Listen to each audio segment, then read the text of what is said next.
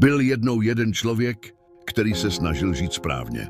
Snažil se dělat správná rozhodnutí, mít správné emoce, být klidný, vědomý i duchovní. Chtěl život pochopit, uchopit, zvládnout. Jenže čím víc se snažil, tím víc byl unavený. Ne proto, že by dělal málo, ale proto, že se pořád hlídal. Hlídal, jestli nedělá chybu, jestli necítí špatně, jestli nejde špatným směrem. A tak místo života začal žít kontrolu. A tehdy k němu promluvil život. Ne jako bytost, ne jako hlas, ale jako dění samo. Promluvil skrze únavu, skrze bolest, skrze chvíle, kdy už nešlo pokračovat stejně jako dřív. Život ho zastavil.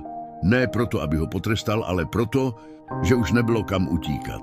A v tom tichu člověk pochopil něco prostého. Že život není něco, co se má zvládnout. Že život není odměna za správnost. A že bolest není chyba. Je to signál, že se vzdálil sám sobě.